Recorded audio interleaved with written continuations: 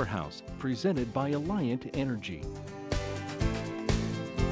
Alliant Energy, we're on for you.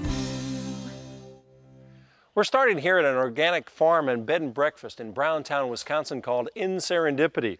Here the owners have made a conscious effort to use renewable energy and sustainable building materials. And join us is one of the owners, Lisa Kivers. And Lisa, thanks for having us out today.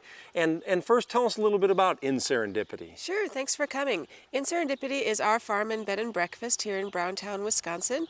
And our passion is sustainable living and ways we can incorporate a more earth-friendly lifestyle. So we're constantly experimenting with different types of renewable energy, recycled building materials here on the farm, and are looking at things real holistically, from our food systems, our energy systems, our livelihood, and how can we combine all of those to tread a little lighter on the earth. Well, Lisa, it's interesting because you're very self-sufficient out here. We are. We try to be. We grow most of our own food for both ourselves and the bed and breakfast guests, and generate all of our own electricity. Now tell us a little bit about the building behind us, because it looks like an old barn. It basically is a old granary, which you see on a lot of the Wisconsin back roads around here. And it had gone through its lifespan as far as being a granary and was getting a little bit dilapidated. So we were trying to come up with basically a new life for it. So what we did was retrofit it utilizing straw-bale construction. We wanted to preserve the essence of the barn and give it new life in this sense, becoming a greenhouse. So what we did was we stripped down the existing timbers to the foundation of the granary and then filled it in with straw bale, literally stacking straw bales, which a farmer down the road grew for us, and then chicken wires placed over it, and then it's all stitched together, literally sewn, and then stuccoed. There's a cement-based plaster on the outside and then an earthen-based plaster on the inside. And as you can maybe tell from all the steps, it's one of these projects where a lot of hands make lighter work. So we've been very fortunate to have our community around here, our friends and neighbors lend wonderful helping hands. And our viewers on Powerhouse are always thinking about R value, and I know you've got some great R value with that straw bale, right? Straw bale construction specifically with this has an R value of 43. So it's huge, and that's our tremendous energy saving costs in running a greenhouse. And again, when we think about the typical house, R19, so you really have done a nice job with that in terms of the insulation of it. Now, thinking about a greenhouse, because that's what it's gonna be a greenhouse for you, needs to be warm. So how are you gonna heat it? That's a little bit of the experiment with this. We'd like to be able to utilize this greenhouse with close to a net zero energy cost, which is quite unusual for greenhouse growing space. We hope to do that through two solar elements, both passive solar, the windows and skylights and the sunlight coming in, and active solar elements through solar heating panels and a heat exchange system. And John can talk to you more about that if you want to go see the panels. I see him down there at the panels. And Lisa, thank you for, again, having us out here, and I'm going to go hook up with John. Great, thanks for coming. Thank you. Hi, John. Hi, Pete. How are you? Good. This is John Ivanko, also one of the owners here at In Serendipity, and John was talking with Lisa about the greenhouse, and tell us a little bit more about how you're going to warm this. I know you've got a couple different ways you're doing that. Well, as you know, Pete, greenhouses take an immense amount of energy to heat.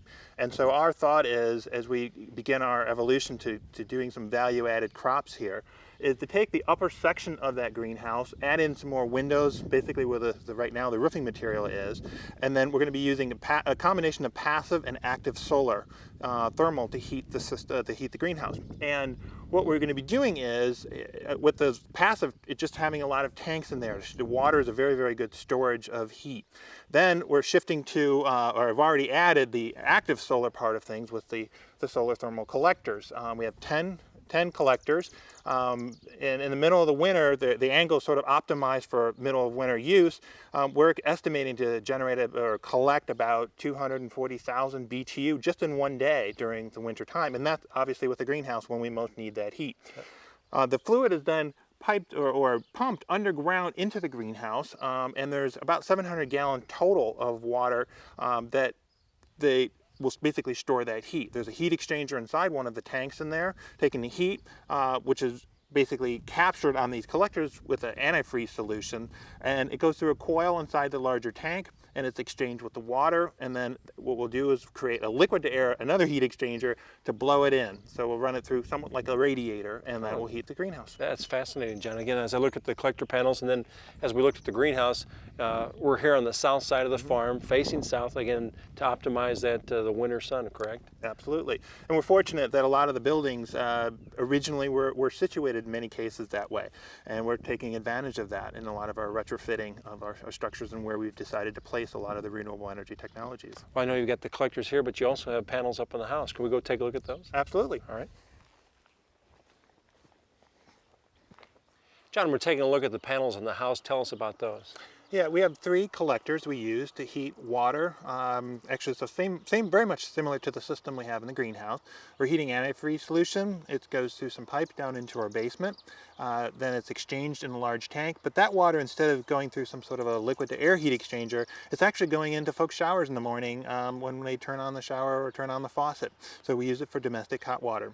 Now, positioned a little bit differently up on the roof of the house? Absolutely. Our big thing for the greenhouse was get energy, basically the heat in the middle of the winter. In our case here, we're looking to optimize things for the spring and for the fall and somewhat for the summer, because that's when we have the most amount of gas, and that's when we go and need the water more frequently and use it more regularly. So again, you're very self-sufficient from that standpoint. Self-sufficient, but it's really important. We took the first 6 or 7 years of our time here on the farm to work on energy conservation, whether it's Energy Star appliances, switching lights to fluorescent bulbs. All these different things in combination really need to be done first before you make bigger investments into the other renewable energy systems. All good energy conservation practices that we like to talk here on Powerhouse, John. Now, again, we have to talk about, as I look over here, the wind turbine. We have a 10 kW Berge wind generator. It's about 120 foot up on a guide lattice tower. It generates an estimated 12,000 kilowatt hours a year, and it's pretty straightforward from the standpoint of its electricity. It comes in as what's called wild AC. Then in an inverter in the basement, that electricity is changed around to match the electrical utility grid. Now, the wind turbine, very impressive, but I know there's some expenses that come with that. Yeah, wind generators are a big investment up front, but you have to look at over their expected life of 15 to 20 years. There is an economic payback. Our system in completion probably costs closer to around $35,000 to $40,000, but people can expect, depending on what combination, what kind of generator they get, to spend almost as high as $50,000 or $60,000 for a wind generator. Compare that to a smaller photovoltaic system. Our 500 watt system costs around $7,000, and if you look at the solar thermal, like the collectors we have on our roof, that's really the best and most economical way to go with things, because the payback is so relatively short, and that cost us about $4,000. But again, it's very important, as Lisa joins us now, though, that, again, first and foremost, energy conservation practices first and foremost, right? Absolutely, absolutely. And that's, from our perspective, that's also the ones where you see immediate effects. With the wind generator, it's going to take us a while of a lot of a generation to actually start paying itself back. Whereas you change the fluorescent bulb, your energy savings is immediate. Well, again, very impressive. Lisa and John, thanks for having us out here in Serendipity. It's been neat to see everything that you're doing in terms of the energy conservation and generation as well. So thanks for having us out. Great to have you here. All right, now don't go anywhere, because we're going to go and visit now a wind farm where a utility company is generating power for thousands of customers. So stay with us.